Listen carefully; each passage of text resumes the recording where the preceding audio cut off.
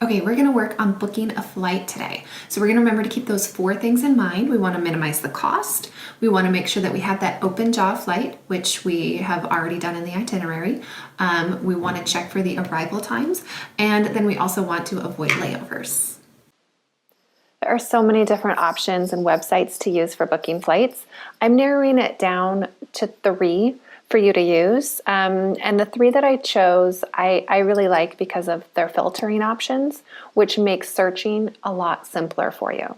So if you have a go-to that you really like using, that's great. But to filter for those things that we talked about, I really like using Google Flights, Kayak, and Hipmunk to search for flights.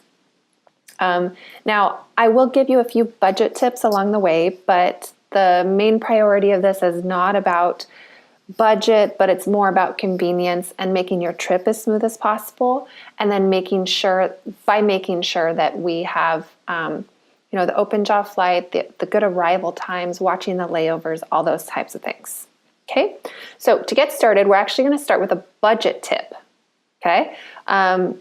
First of all, dates make a huge difference in your flight. So if you don't already have specific dates that you need for your trip, I suggest going to Google Flights Explorer, type in where you're flying from and where you're flying to. Now, you can't do multi-city to do this type of search option. This is just to get an idea. So just go ahead and do round trip from, where you're going to. That's fine. And then if you click on the calendar, you'll be able to see prices on different days. Now, I love this option, and then it even makes green the flights that are the cheapest. So you can play around that way. The price graph is a great way to look at that. So you can see the cheapest dates. And it's more applicable for round trip, obviously, but you could even look at this double grid here that helps you get the cheapest all-around flight. Okay, but that's only if you don't have your dates. If you do have your dates, that's what I'm going to spend most of the time on today. So if you do have your dates, we're going to start by going to Google Flights. Now, the same website we were just using. Now, let's say that you know that you want to go from Friday, September 8th, and come home on Saturday, September 23rd. A lot of people's work dictates when they can actually go. One other little budget tip is that usually you can get cheaper flights on midweek, like Tuesday, Wednesday, Thursday. Flights are a lot cheaper than weekends usually. However, a lot of people don't have that kind of flexibility. So if you don't have that kind of flexibility, that's okay. Just put in the dates that you have. When you go into Google Flights, you're going to click multi-city for where you're flying from and to, and then with the date, and then returning as well with the date. Then you want to put in your filters. So these filters you want to put in number of stops. You want up to one stop only. Times, you want to change the arrival time. I love that Google Flights, you can do this. Arrival time, put it in the range between like 2 p.m. and like 7 or 8 p.m. Then that way you're landing in that nice time of the day. Like I said, my favorite time to land is about 6 o'clock because I can beat or go after all the main traffic, but then just get dinner and go to bed and wake up fresh the next day. So put in those filters. And the last thing is if you have a airline miles card, know what the alliance is that's on it, because there's 3 main alliances to all the airlines. So there's One World Alliance, SkyTeam, and Star Alliance. Now, if you have an airline card and you want to either spend miles or earn miles on your flight, make sure that you're flying on that alliance so you can filter by that. If you don't have an airline miles card, then you can just ignore that filter. Okay, so those are the things we'll always filter for. And then when you're searching for the flights, you want to look for obviously the cost, but you also want to look for the number of airlines that a flight is. It's best to fly both legs of the flight on the same airline. And then also you want to look for how long the layover is and what the airport is that it's in. So here I can see right away in these best flights, we have almost a 5-hour layover in Charles de Gaulle Airport, which is in Paris, and the same here. And then we have this 1.5-hour layover in Amsterdam and a 3.5-hour layover in Frankfurt. Okay, 1.5 hours is a little tight, but in the Amsterdam airport shouldn't be much of a problem. If it was in like London Heathrow, I don't think I would go for that, but you should be fine in this one. It's worth the risk. So, plus it lands at 4:30 p.m. That's really nice. But I would look at one of these 2 flights to start, and then you can just click on it and look through it to see the details. So when I click on this, I see we're actually on 2 separate airlines. We have Delta and KLM. I would not prefer that, especially on a short layover flight, because if this first flight is running late, there's a delay, anything like that, and you're at risk of missing this flight, the communication between the 2 airlines is not likely to be as clear. So I would not take that flight. However, this flight has both the same airlines on each leg. Okay, so I would be okay with that. Landing at 2:00 p.m., that's great.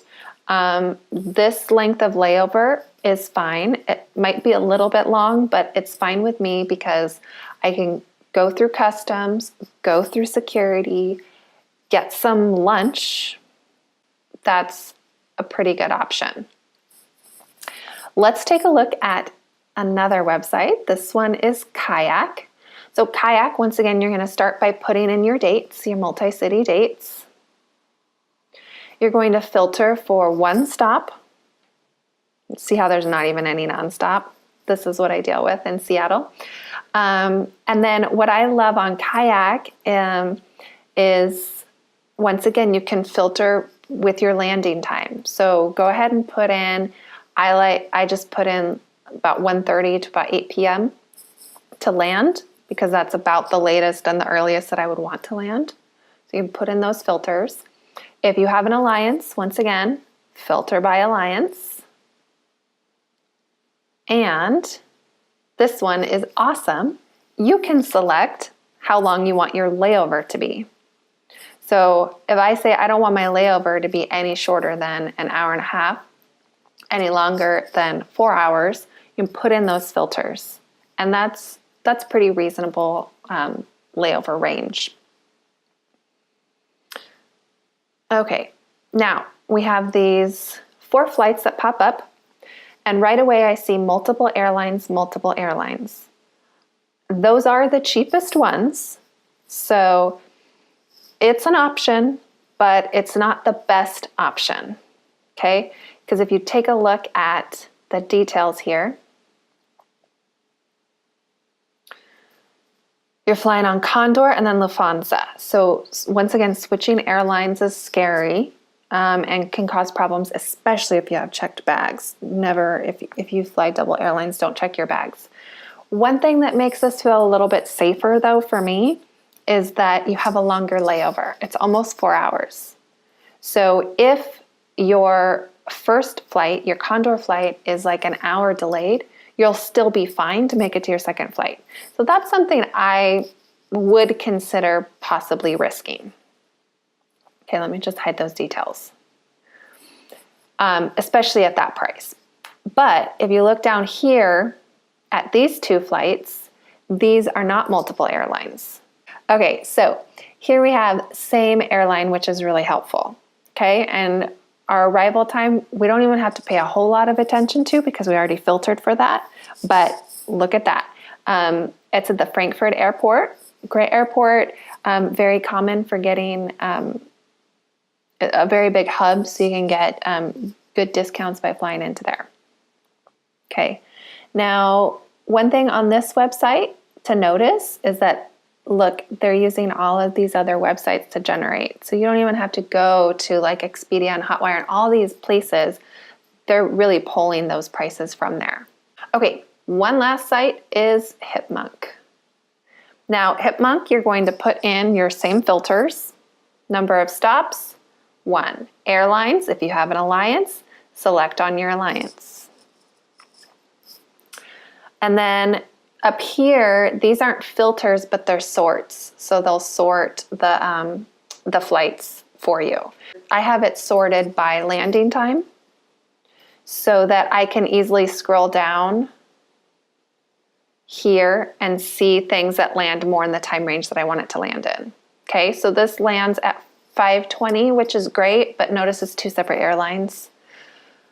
However, British Airways has a flight that lands at 5:50. It is $500 more though. So once again, it all depends on what you're, willing to pay. Do you risk it a little bit more, have a little bit longer of a layover, or do you pay $500 more? This one I think would be kind of a wash because this is the same flight we were looking at before. I think 2 separate airlines with almost a 4-hour layover is not big of a problem.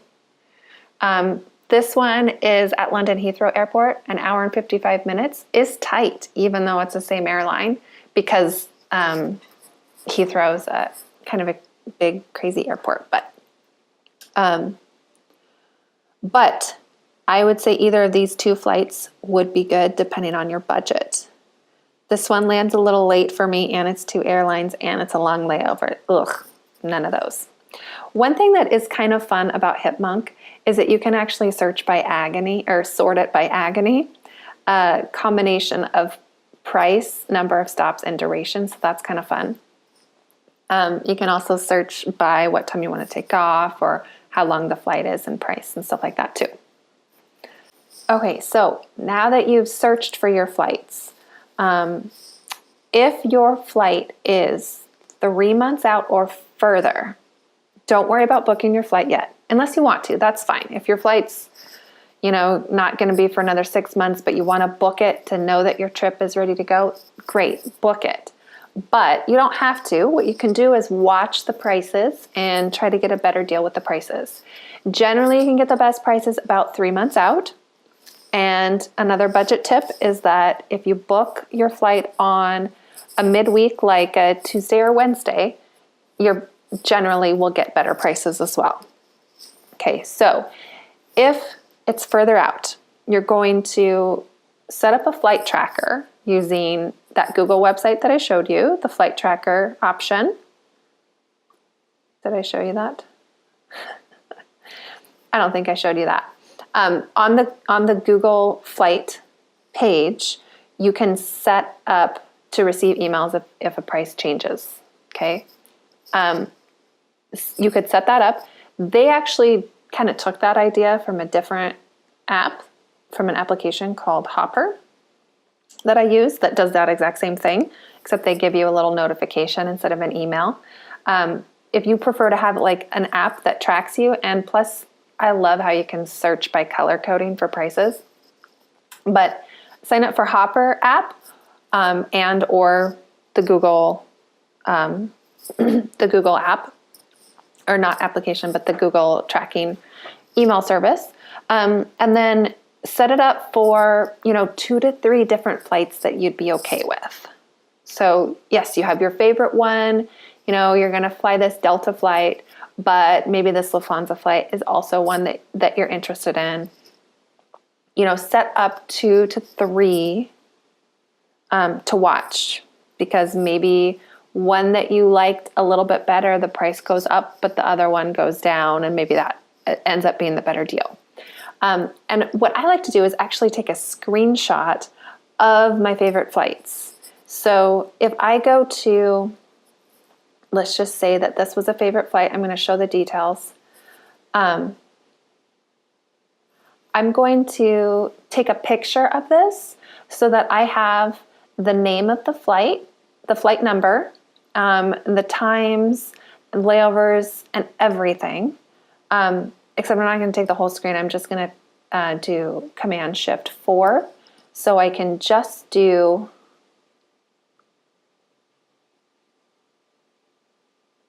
that bit that I'm looking for, okay? So that you can remember what that is, okay?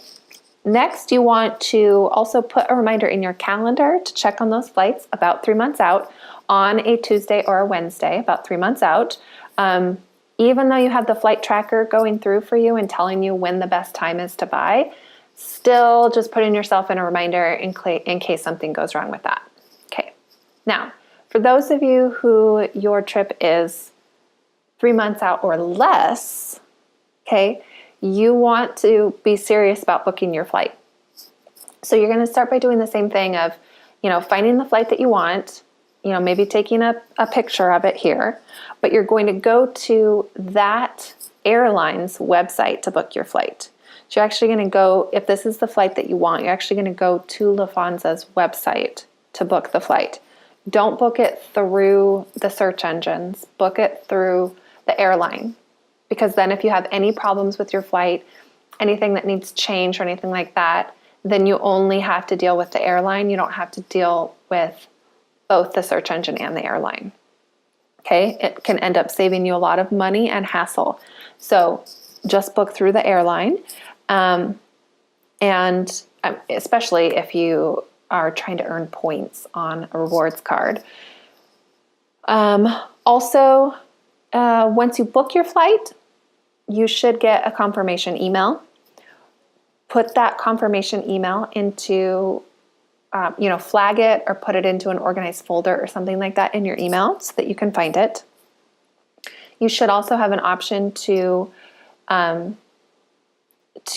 it into your calendar. So put the flights into your calendar.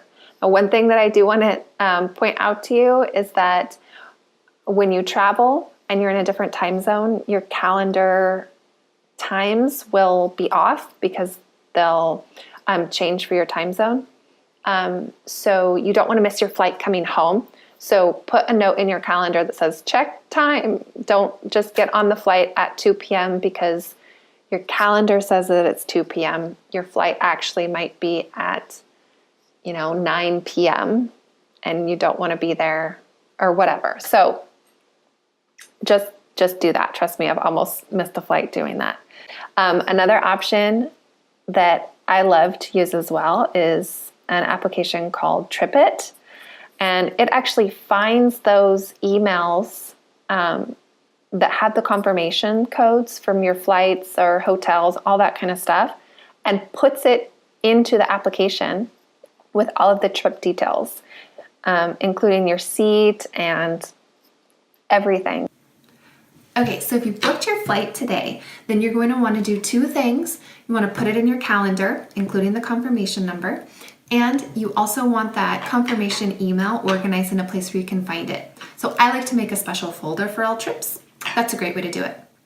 If you did not book your flight today because it's further than 3 months out and you're using the Hopper app or some other way to monitor the flight, then still give yourself a reminder in your calendar app or whatever you use as reminders to pop up 3 months before your trips to tell you to buy your flight.